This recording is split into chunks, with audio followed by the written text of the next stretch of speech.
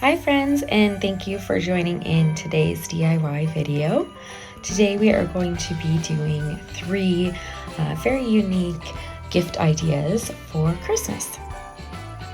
Okay, and for the first DIY gift, I did a puzzle advent calendar. So I first took a puzzle from CVS. It ends up being 252 puzzle pieces, which for a 12-day advent calendar, that's 21 pieces exactly per day. So that worked out perfect. And I then went to Cricut and designed these little boxes and cut them out. And I did obviously 12 so that I could do the 12 days.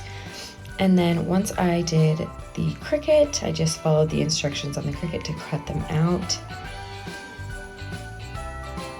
And then here's 4 of them. And then I just scored them with one of my little things, gadgets I have. It's actually a cutter, but I just used a pen to score them. And then once I got them all scored, I folded them and glued them together.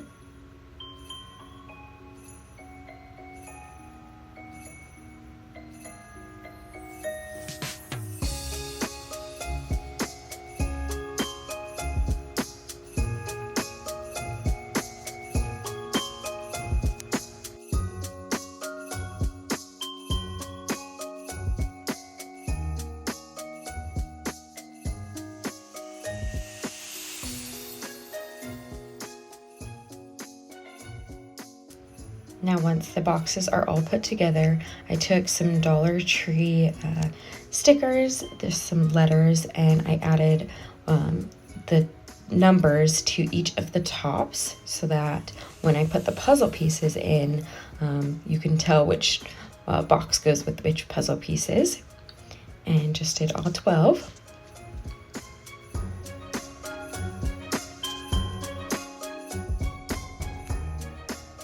And then you'll get your puzzle back. Because I did CVS, this is what mine looks like. And it came with a little black box. And then this was the actual puzzle.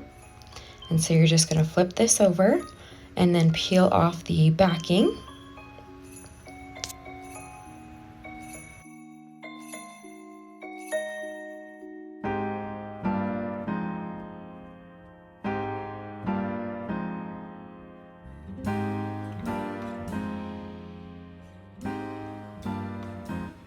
And once you've got it all peeled, I just added numbers for 21 pieces, kind of doing in sections. So first one did 21, and then I did number 2 going up.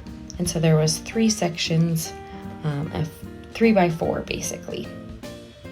And then once you've got them all numbered, you're going to take the puzzle pieces in those sections. Also, you can take off the top. And then you're going to add all of those sections to the boxes you've pre-made.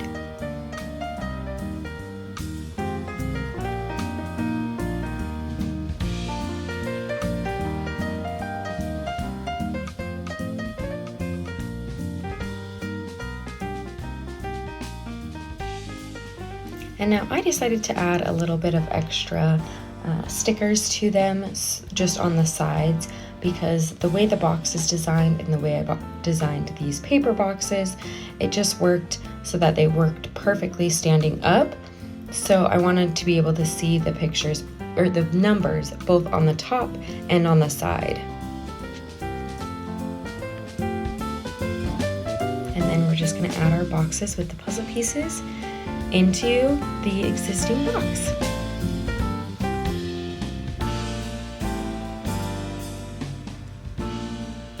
And then you could also do a different box, just depending on what kind of style you're going for. This box was just a little bit too big. So once I got all of the boxes, the little boxes with the puzzle pieces inside, I then just added some little fluff stuffing and also some little candies on top. And then you can add the little picture either on top, or you could even glue it to the top of the box if you wanted. Okay, and for DIY gift number 2, I took some of this molding that I already had from a different project, and we're going to saw it into 2" by the 1.5" that it comes in. Basically saw it into little pieces so that we can make a Guess Who game. So once the pieces came out, they kind of looked like this, and obviously I needed to sand them down. So once I sanded all of the edges, and I didn't record it, so sorry, they looked like that. But then once that's done, we took our pictures that we need for the Guess Who book. I just took pictures and held my finger down on the picture on iPhone, and then you can copy just the image. And then I took that into notes and pasted it to make that outline its own picture so that I could just get the outline of these pictures. So then we're going to save that picture. And then we can crop this picture just to have the face of the person that we want for each one.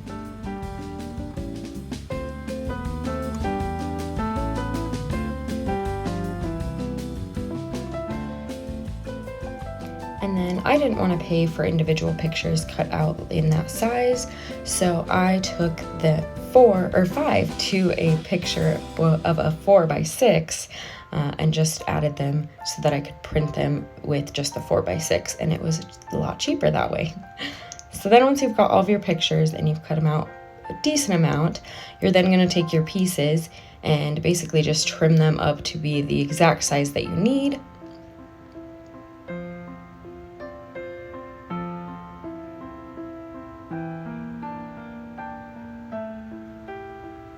And then I just used some tacky glue for the pictures to stick to the glue, and a little paintbrush to like smear it around a little bit. And then we are going to add those pictures to the wood.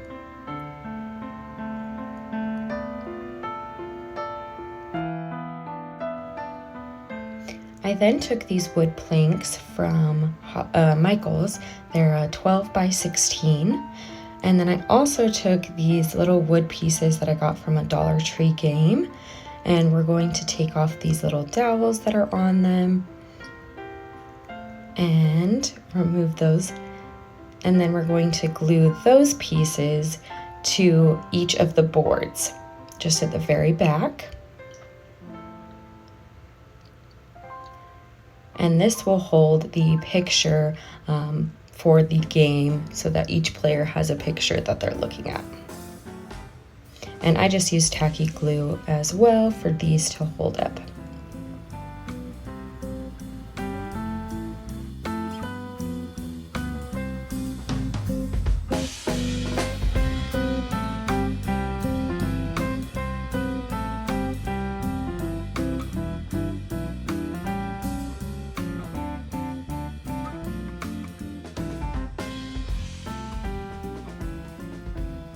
Once those have been added and centered, I then used a ruler to kind of place out these pieces just to make them a little bit more uniform. I mean, it is a DIY project and I'm very much not a perfectionist. You will be able to tell with this one, but I just wanted to make it a little bit more uniform. So I just made a kind of design of where they needed to go.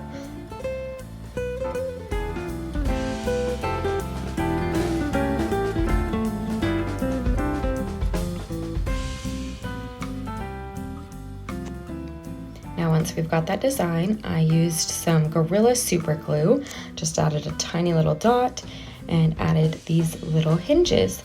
I got these hinges on Amazon. It's a 50 set, I think it was like $8 for 50 of them. So I just added these little tiny hinges to each of the wood pictures.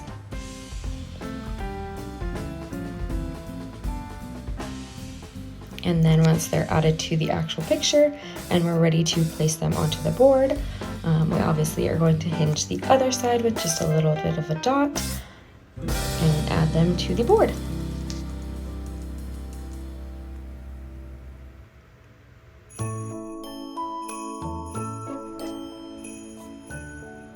And then I used pencil to mark where I wanted all of the grids, so I just used an eraser to erase those little marks that I had made. But then I also took these little boxes to put the remainder of the pictures just so that we had pictures to play. And then here's a little game that me and my husband played just to test it out, you know, before we give it away, just to make sure it worked.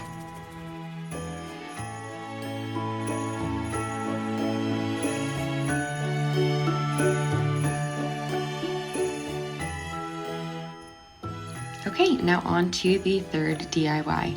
This one we're going to do some resin ornaments. So I took these silicone mold from Michael's, and then I also dried out some flowers from my dad's funeral this year, just using that silica gel I also got from Michael's.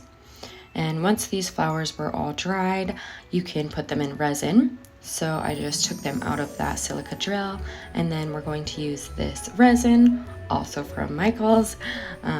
And this is a part A and a part B resin. So I first took the part A, and then I took the part B, and then we're going to mix those. You usually have to mix for about a minute. So we're going to mix both of those parts together, equal parts. And once we've got all that resin mixed, I then put a small layer on the bottom of the molds. Once I've got a small layer on each section, I then just hit it with a hot flame. You can use anything. I use this mini torch, but then just to get the bubbles out. Then you can add your flowers.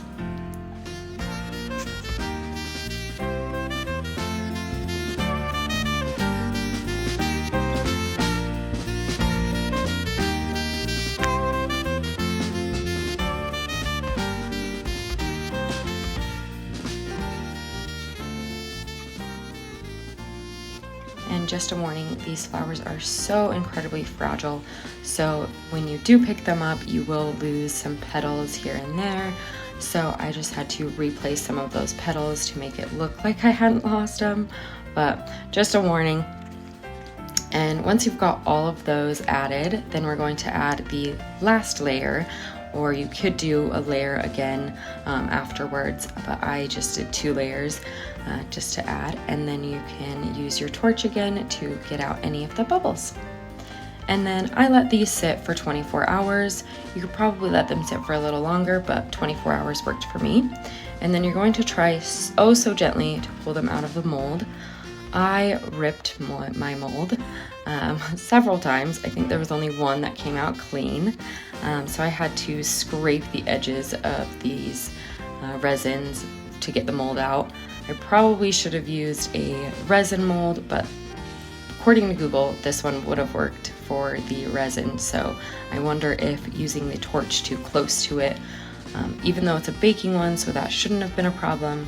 I'm not really sure why. But anyways, once you get those all out, then you can scrape the edges and of course any mold that you have left on the resin. Once you've got those all scraped and they're looking great again, you can drill a little hole to make these an ornament. And it's actually pretty simple to drill the hole. It didn't take too long or much difficulty, so I think anyone can do this. Maybe not kids, but most everyone. Once you've got all of the holes drilled, then I just put through ribbon on all of the ornaments. And then because these were from my dad's funeral, I took a letter that he wrote and took the saying that he wrote, "I love you," and printed that out on my Cricut. And then I'm going to add those to all of my ornaments to give to my family.